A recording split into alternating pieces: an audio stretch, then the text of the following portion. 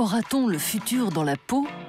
Alors que la vue, via les lunettes à réalité augmentée, reste le sens le plus chouchouté des techno-addicts, beaucoup rêvent de faire des miracles avec l'interface que nous utilisons depuis des millions d'années, notre propre épiderme. Ainsi, avec DuoSkin, un tatouage numérique temporaire en feuille d'or, on peut contrôler un appareil mobile ou un ordinateur, transformant ainsi la peau en trackpad. Avec Tactoom de l'américaine Madeleine Gannon, grâce à de la projection mapping et à un système qui détecte les gestes effectués sur la peau, un outil de modélisation augmentée conçoit des bijoux imprimés en 3D directement sur le corps.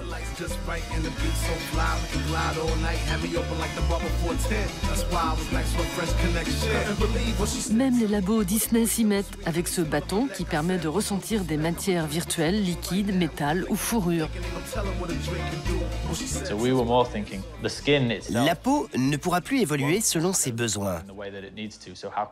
Alors comment l'aider à y arriver?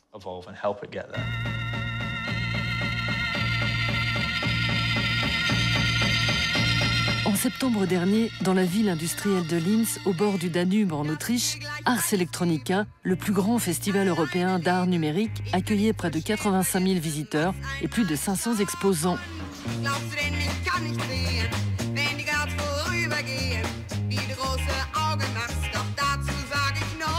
C'est là que la team The FTR, 4 inventeurs de 27 à 34 ans, présentait Skinterface, un gant permettant de ressentir physiquement des sensations digitales et la transition subtile du monde réel au virtuel, apportant une nouvelle dimension aux outils de réalité augmentée, cantonnés jusqu'alors à la vue et à l'ouïe. À l'intérieur de ça, il y a des activateurs d'aimants mobiles taillés sur mesure. Ça marche un peu comme un haut-parleur, mais inversé. C'est-à-dire que c'est un ressort fixe et un aimant qui bouge de haut en bas et presse la peau quand on joue des fréquences sonores. Ici, il y a une petite caméra qui repère les pièces de couleur. Et du coup, c'est exactement quel point viser sur la peau. Issu de cursus différents comme la mode ou l'ingénierie, The FTR a conçu Skinterface en 3 mois au cours d'un master en design et innovation au Royal College of Art de Londres. Aujourd'hui, le crew travaille à l'élaboration d'une librairie de sensations physiques créée à partir d'enregistrements sonores qui permettraient de ressentir la pluie ou des insectes sur son corps lorsqu'on joue à un jeu vidéo ou qu'on regarde un film. Un peu comme prendre un bain sans se mouiller.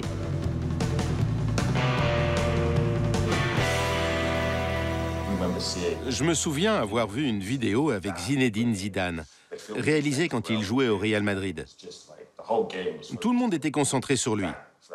On ne voyait pas le terrain et tout ce qui s'y passe. On voyait seulement Zinedine Zidane. On s'est dit qu'on pourrait apporter ça à la réalité virtuelle.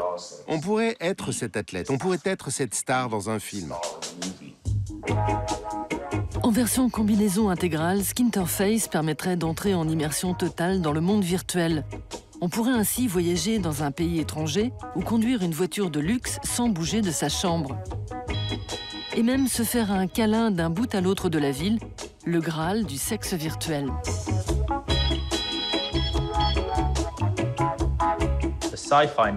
Le cauchemar de la science-fiction, c'est de ne plus pouvoir éteindre, d'être perpétuellement en mode on.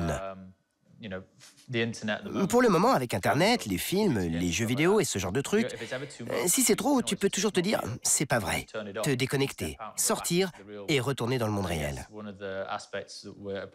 Avec Skinterface, une des questions qu'on s'est posées, c'est comment mélanger le monde réel et le virtuel. Ça peut avoir un aspect effrayant si on va trop loin.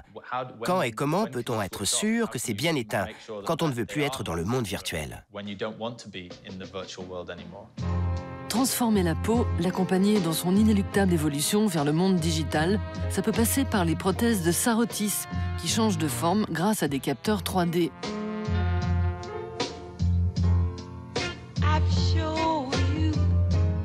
Avec ces objets de silicone, on peut se déplacer dans des espaces virtuels en ressentant des murs ou du vide qui n'existent que dans des programmes informatiques.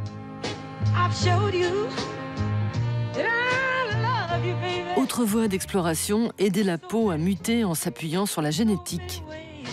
Dans son film Diffusion, l'artiste japonais Kuei Nakama a ainsi imaginé un épiderme inspiré des motifs du monde animal.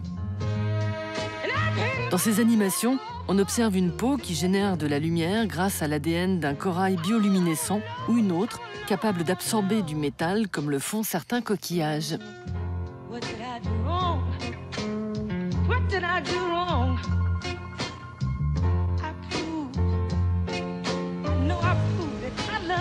Au festival Ars Electronica, quelques alchimistes comme l'Iranienne de Los Angeles Behnaz Farahi planchent sur une technologie prête à porter.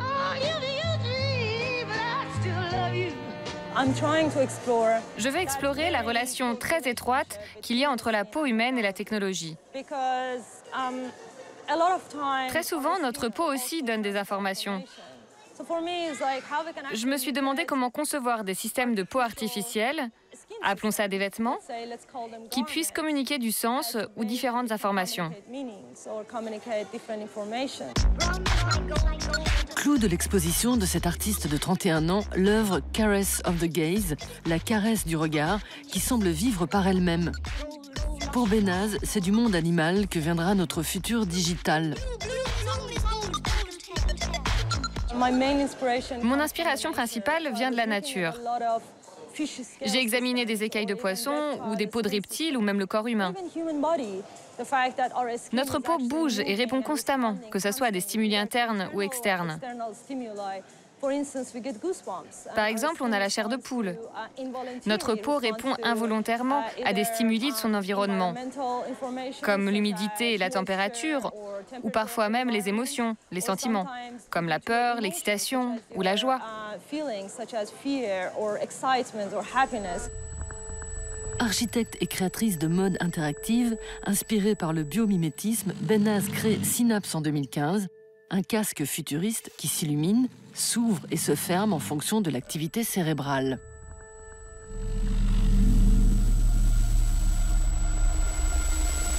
Cette année, elle réalise Caress of the Gaze, un plastron imprimé en 3D, recouvert de picots qui bougent comme un muscle en fonction du regard des autres, grâce à une petite caméra captant les mouvements des yeux, l'âge et le sexe de celui qui vous observe.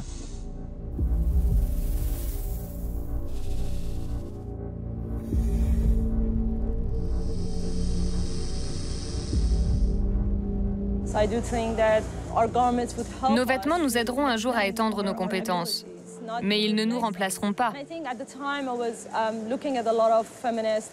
Au début, je m'intéressais aux artistes féministes conceptuels.